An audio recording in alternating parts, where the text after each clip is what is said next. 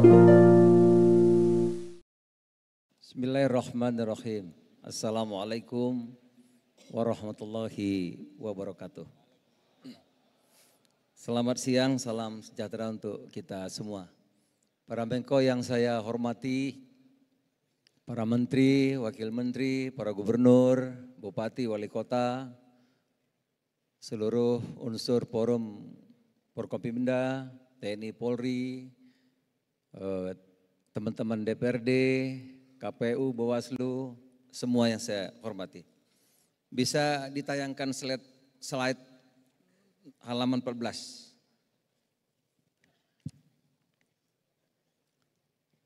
Halaman 14. Bapak yang saya hormati, saya mengulangi apa yang disampaikan Bapak Presiden atau arahan Bapak Presiden tadi. Kita semua ini satu tim. Seperti tim yang dipimpin Pak Erik yang namanya PSSI. Jadi kita satu kesatuan, Pak. Oleh karena itu kerjasama kata kuncinya. Kalau ada satu kesebelasan itu yang gol bunuh diri, maka kita tidak kemana-mana. Jadi sekali lagi kata kuncinya adalah kerjasama karena kita satu tim Merah Putih, tim NKRI, menuju swasembada pangan dan Indonesia maju pada 2045. Boleh tepuk tangannya?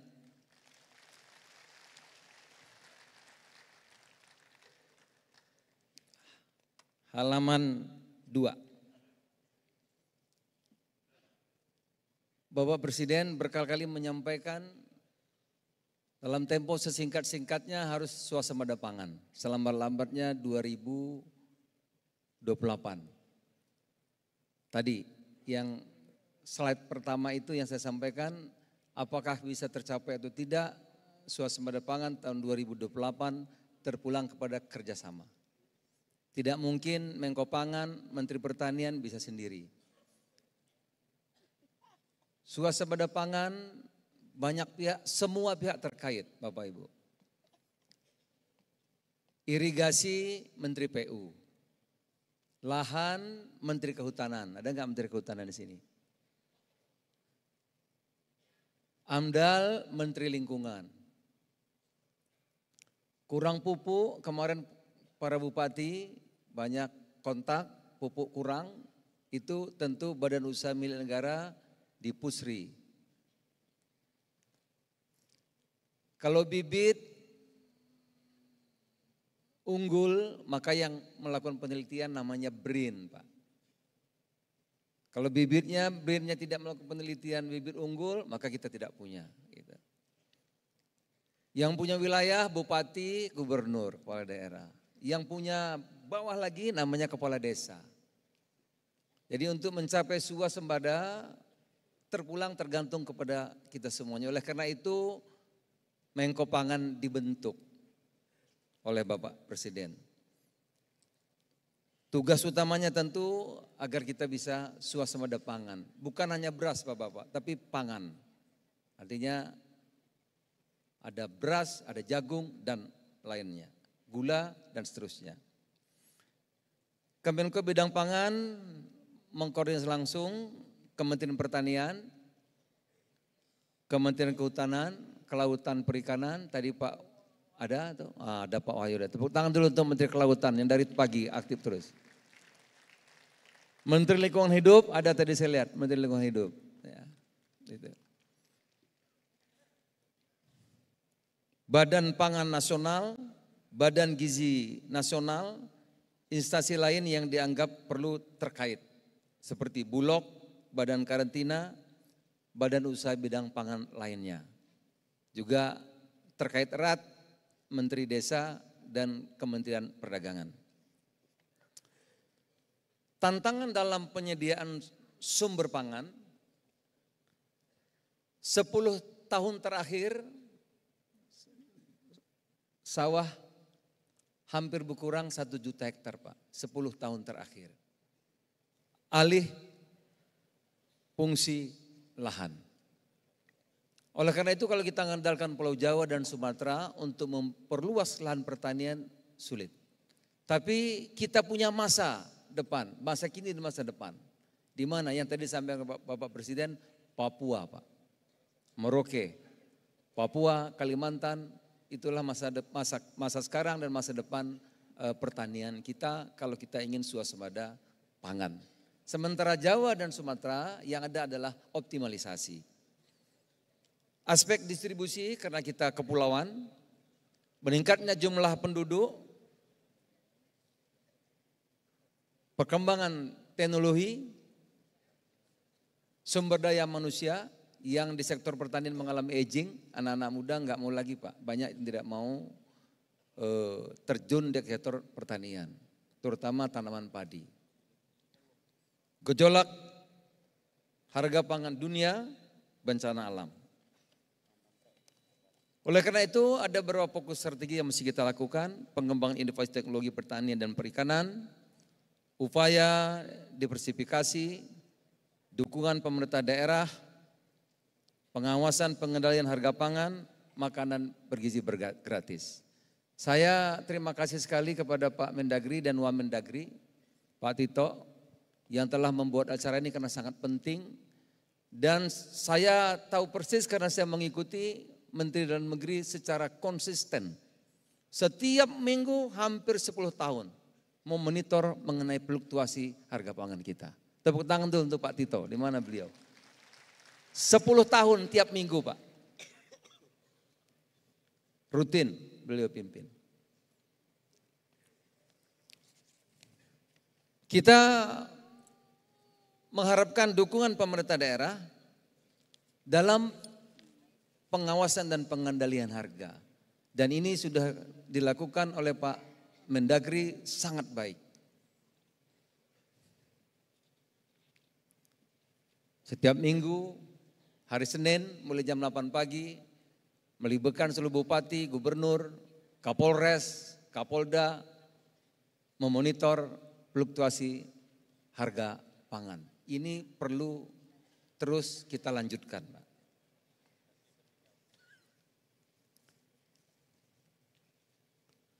Tentu komitmen pemerintah pusat terus bekerja dengan daerah, bekerjasama dan erat, menciptakan sistem pangan yang tangguh dan berkelanjutan, mendorong partisipasi aktif masyarakat dalam mewujudkan ketahanan pangan nasional, dan seterusnya.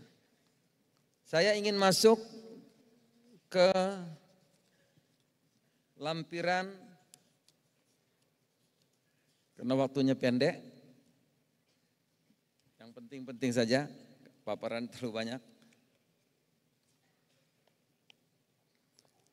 Halaman lampiran 19. Ini perlu kerjasama yang erat karena tahun depan Bapak Ibu sudah ada Kepala Badan Gizi, ada gak di sini? Pak Danang, udah kembali beliau. Ada yang akan terus menerus anggarannya meningkat, tentu kerjasama dengan TNI dan Bupati semua pihak. Pada akhirnya yang menampung semua tadi swasembada pangan itu Badan Gizi, Pak. Tahun depan ada 71 triliun yang setiap tahun akan terus meningkat. Slide 20. Kita lihat di sini tadi saya menyampaikan swasembada pangan sangat terkait dengan kita semuanya. Anggaran ketahanan pangan tahun 2025 saya ambil contoh 139,4 triliun yang tersebar di Kementerian Pertanian, ada 15 triliun untuk mencetak sawah baru dan optimalisasi sawah 80.000 hektar. Ada di Kementerian KKP 6,2 triliun, ada di Kementerian PU untuk irigasi 12,6 triliun, ada subsidi pupuk. Subsidi pupuk tahun lalu 19 triliun, tahun depan 44 triliun Pak Gubernur. Naik 2 kali lipat lebih. Oleh karena itu kalau produksi padi kita tahun 2024 30 juta sekian, dengan tambahan anggaran pupuk dari 19 menjadi 44 triliun, mestinya nanti kita akan lihat produksi padi harus ada kenaikan yang signifikan. Apalagi kalau ada cetak sawah baru, ada optimalisasi sawah baru dan lain-lain. Pupuk 44 triliun 156 miliar rupiah. Para bupati ada anggaran dak fisik 19 triliun lebih. Nanti kita akan monitor ini. Tadi Pak Presiden perintah. Ini dak fisik yang di pemerintah daerah apa kira-kira yang dilakukan. Nanti kita akan lihat rinciannya. Ada non fisik, ada dana desa. Dana desa tahun depan untuk ketahanan pangan 16 triliun 259 miliar rupiah. Belum di kementerian terkait lainnya.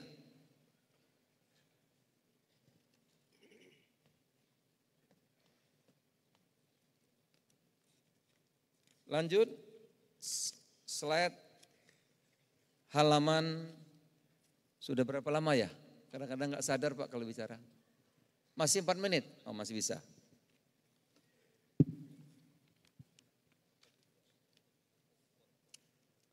Halaman 25. Bapak Ibu yang saya hormati, ini ada nilai tukar petani tanaman pangan Oktober 2024 110,86. Alhamdulillah lumayan bagus Pak. 5 tahun yang lalu kalau saya nggak salah 105, sekarang sudah 110. Hortikultura 108, hampir mirip. Tapi ini ada yang sangat menguntungkan Pak. Sangat menguntungkan, tanaman perkebunan rakyat. Inilah juga sektor yang akan menjadi prioritas kita. Perkebunan rakyat, apa itu contohnya? Kelapa. Para bupati, Pak Gubernur, tahun lalu ekspor kelapa kita tertinggi sepanjang sejarah. Biasanya 300 miliar, 500 miliar gitu. Kemarin 500 juta, 300 juta dolar. Tahun kemarin hampir 2 miliar dolar. Tahun kemarin, kelapa. Karena sekarang dunia mulai merubah minum susu bukan dari hewan Pak, tapi dari kelapa. Susu dari kelapa. Jadi kelapa kan sangat menguntungkan sekarang. Nah oleh karena itu nanti kalau para bupati di daerahnya punya unggulan kelapa-kelapa tertentu, ya kita bisa kembangkan, laporkan kepada kita akan kembangkan kelapa itu menjadi kelapa unggulan nasional. Kalau bisa yang 4 meter buahnya banyak, bukan yang 15 meter, ya, 4 tahun sudah panen. Nanti kita kembangkan, ya, dibagi ke daerah-daerah yang lain. Karena nilai tukar perkebunan itu tinggi sekali. Kalau orang berkebun punya 1 atau 2 hektar saja, maka dia sudah bisa menyulahkan anaknya ke Jawa. Dia sudah bisa pakai kendaraan bagus, dia sudah makanan bergizi cukup, dia sudah punya pendek kata sandang pangan. Karena nilai tukarnya 150 sekian. Sulawesi Pak terkenal keunggulannya akan coklat. Sulawesi Utara itu cengkeh terbaik di dunia. Itu ada di Sulawesi Utara. Coklat Sulawesi Tenggara, Sulawesi Tengah dan lain-lain. Ya, itu coklat Pak sekarang kita impornya banyak sekali impor. Dan harganya bagus, sangat bagus. Oleh karena itu daerah-daerah tertentu kita akan kembangkan coklat. Akan menjadi andalan ekspor. Dan ini semua petani rakyat. Beda tadi yang disampaikan Pak Presiden sawit. Sawit rata-rata apalagi kalau di Kalimantan rata-rata perkebunan besar. Begitu harga sawit naik biasanya tokenya yang untung banyak, rakyatnya biasa saja. Tapi yang saya sampaikan ini perkebunan rakyat. Di Sumatera Pak terkenal kopi. Kopi, kelapa, lada. Nah ini kalau bapak-bapak ingat dulu zaman Orde Baru, setiap hari kita dengar kopi Lampung, lada putih. Selalu Pak, cabai rawit dan seterusnya. Di Jawa kita berharap bisa mengembangkan tanaman hortikultura seperti cabai, bawang dan lain-lain. Bapak-bapak tahu kita impor cabai kering itu 200.000 ton, kurang. Jadi kalau ini kita bisa penuhi, tadi Bapak Presiden mengatakan kita akan sangat menghemat anggaran kita. Oleh karena itu sekali lagi Bapak-bapak, kami berharap unggulan daerah masing-masing nanti kita koordinir yang akan menjadi, yang kita akan kembangkan menjadi unggulan. Apakah hortikultura, apakah coklat, apakah kelapa, cengkeh, ya, kopi. Pak Gubernur, kita impor kopi banyak sekali Pak. Tahun ini impor kopi kita lebih banyak daripada ekspornya. Jadi kita defisit sebetulnya. Itu. Nah yang terakhir tinggal 1 menit, minta maaf. Slide yang terakhir, ini Bapak-Bapak. Ini pengalaman tahun-tahun sebelumnya, para bupati, para gubernur, ini menjadi perhatian kita bersama-sama. Pada Januari dan Februari nanti, pasti kita akan sorted. Ya. Hasil panen akan jauh daripada kebutuhan Januari dan Februari. Ini saya minta betul menjadi perhatian kita, pemerintahan baru, jangan sampai Januari Februari terjadi gejolak harga pangan. Oleh karena itu kami minta masukan, Januari Februari nanti karena sorted hasil produksi padi, apa yang harus kita lakukan? Apakah bantuan pangan itu kita lanjutkan? Atau ada masukan lainnya? Kita berharap nanti Januari Februari tidak ada inflasi yang sangat tinggi atau gejolak harga bahan pokok. Sekali lagi kunci sukses Sumada Pangan 2008 adalah kerjasama kita semuanya. Terima kasih, selamat siang. Assalamualaikum warahmatullahi wabarakatuh.